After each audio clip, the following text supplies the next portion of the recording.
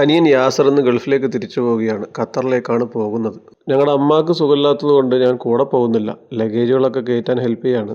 ഞങ്ങളുടെ പെരിയത്താൻ്റെ മകൻ സലീമും കുടുംബവുമാണ് ഇന്ന് കൂടെ പോകുന്നത്. നെടുമ്പാശ്ശേരി എയർപോർട്ടിൽ നിന്നാണ് ഫ്ലൈറ്റ്. തറവാട്ടിൽ നിന്നും പുതിയ വീട്ടിലോട്ട് താമസം മാറി പുതിയ വീടിൻ്റെ ഉദ്ഘാടനവും മറ്റൊക്കെ കഴിഞ്ഞിട്ടാണ് ആൾ മടങ്ങുന്നത്.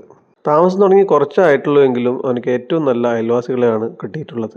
വേണ്ടപ്പെട്ടവരെയൊക്കെ വിട്ടുനിന്ന് ജോലി ആവശ്യത്തിനായിട്ട് പുറത്തു പോകുന്നത് വലിയ സങ്കടമുള്ളൊരു കാര്യമാണ്. അതും ഈ യാത്ര പറച്ചിൽ അതിലേറെ വിഷമമുള്ളൊരു കാര്യമാണ്. ഓരോ പ്രവാസിയും ഈ അവസ്ഥയിലൂടെ ഈ സാഹചര്യത്തിലൂടെ കടന്നു പോകുന്നവരാണ്. അവൻ്റെ ജോലിയിലും ജീവിതത്തിലും റബ്ബിൻ്റെ അനുഗ്രഹം ഉണ്ടാവട്ടെ. ശേഷം അമ്മാക്ക് സുഖമില്ല എന്ന് പറഞ്ഞിരുന്നല്ലോ. അമ്മാക്ക് ഇയർ ബാലൻസിൻ്റെ പ്രശ്നമാണ്.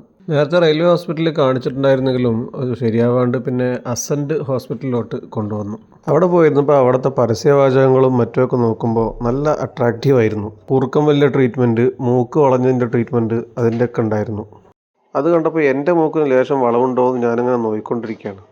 ഏതായാലും 1-2 ടെസ്റ്റുകളും മരുന്നൊക്കെ എത്തുന്നു ഞങ്ങൾ വീട്ടിലേക്ക് മടങ്ങി.